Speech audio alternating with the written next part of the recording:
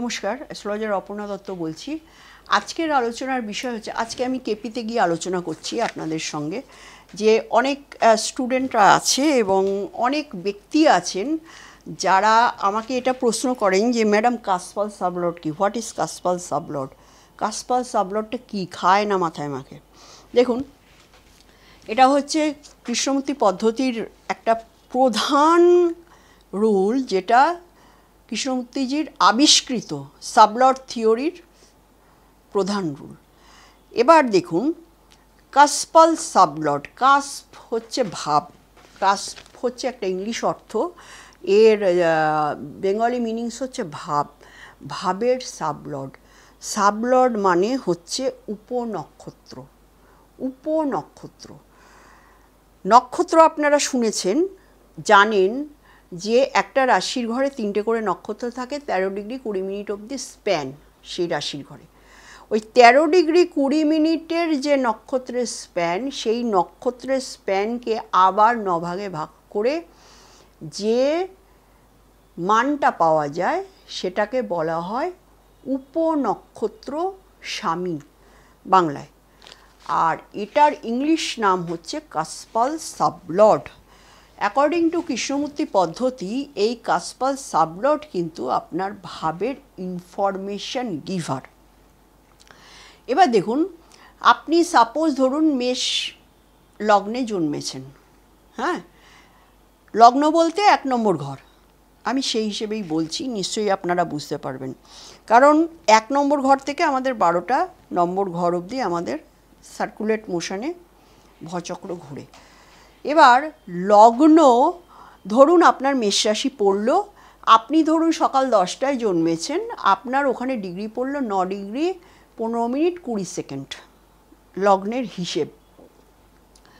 তাহলে 9 degree 15 minute 20 seconds, এই যে আপনার ম্যাথমেটিক্যাল যে পোর্শন, এটাকে কৃষ্ণমূর্তিজি উপনক্ষত্র স্বামীতে বিভক্ত করেছেন।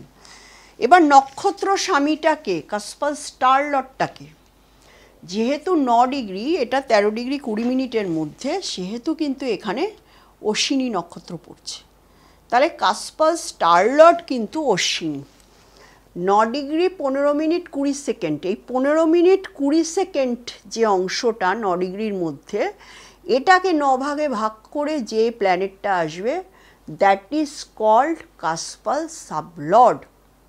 মানে আপনার ওই লগ্নের টোটাল ইনফরমেশান কিন্তু দিচ্ছে হচ্ছে ওই প্ল্যানেট, যে আপনার 9 ডিগ্রি 15 মিনিট 20 সেকেন্ডে সাবলট হয়ে এসছে।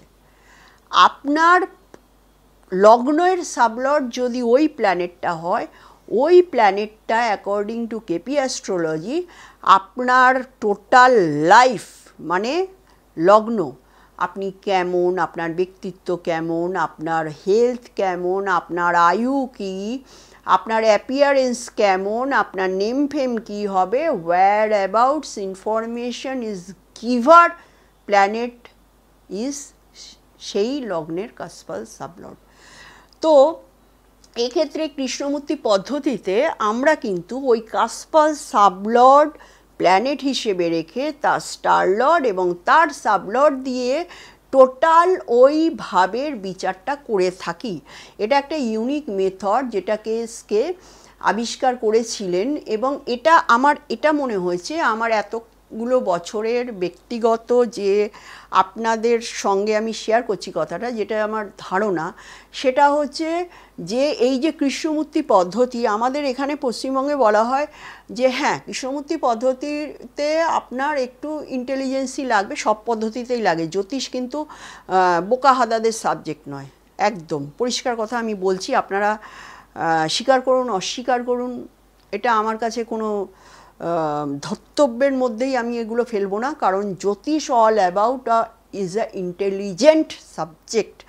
তো সেক্ষেত্রে কৃষ্ণমূর্তি পদ্ধতির এই যে প্রসিডিওরটা, এটা আমার কাছে খুব সিম্পল এবং সহজ মেথড বলে মনে হয়। আপনি যখন বৈদিক করছেন, আপনাকে সমস্ত কিছু জানতে হচ্ছে, সমস্ত কিছু, কারণ বৈদিকের মাধ্যমে কিন্তু আপনার লাইফের যে অ্যাডজাস্টমেন্ট, যেটা ইউনিভার্সের সঙ্গে আপনাকে করতে হয়। যদি আপনি করতে পারেন আপনি সাকসেসফুল ম্যান। হ্যাঁ, মস্তানি করেও কিন্তু অনেকে সাকসেসফুল হয়। তো সেই অ্যাডজাস্টমেন্ট, সেই জায়গাটা, কোলাবোরেশন, যেটাকে বলা হয় ম্যানিফেস্টেশন, বর্তমান যুগের ভাষা ম্যানিফেস্টেশন। তো সেই ম্যানিফেস্টেশনের জায়গায় কিন্তু বৈদিক অ্যাস্ট্রোলজি মাস্ট। আপনাকে জানতে হবে কিভাবে আমি আমার লাইফের সমস্ত জায়গাগুলোকে ম্যানিফেস্ট করব। কিন্তু কেপি অ্যাস্ট্রোলজি একটা ফাইন টিউন মেথড, যেখান থেকে আপনার লাইফের বর্তমান যে সমস্যা এবং সেটা থেকে কবে আপনি শর্ট আউট হবেন, আদৌ শর্ট আউট হতে পারবেন কি না, এটা একদম স্পেসিফিক কিন্তু আমরা ওই কাসপাল সাবলট দিয়ে আমরা বুঝতে পারি, ডিটারমাইন্ড করতে পারি। এবং ফার্স্ট হাউস থেকে 12 হাউস, 12খানা কাসপাল সাবলট, এখানে হচ্ছে 249খানা সাবলট, মানে 12খানা ঘরের 249টা সাবলট আপনাকে প্রেডিকশন করবে। সুতরাং কৃষ্ণমূর্তি একটা ম্যাথমেটিক্যাল ফাইন টিউন পদ্ধতি, এবং যেখান থেকে আপনি খুব স্পেসিফিক্যালি জায়গাটাকে একদম আলাদাভাবে তুলে ধরতে পারবেন যে আপনার ক্লায়েন্ট কী কারণে আপনার কাছে এসছে।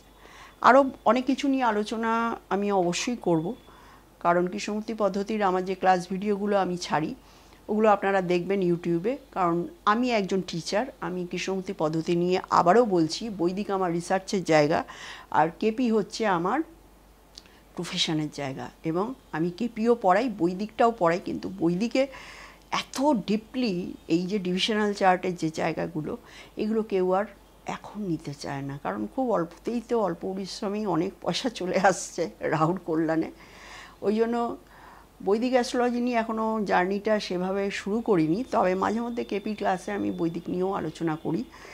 দেখতে থাকুন, ভালো লাগলে একটা লাইক করবেন, শেয়ার করবেন, আর আমাকে ইন্সপায়ার করার জন্য ছোট্ট একটা কমেন্ট, কেমন লাগলো এটা একটু বলে দেবেন। নেক্সট আপনারা কী শুনতে চাইছেন এটাও আমাকে জানাবেন। ধন্যবাদ।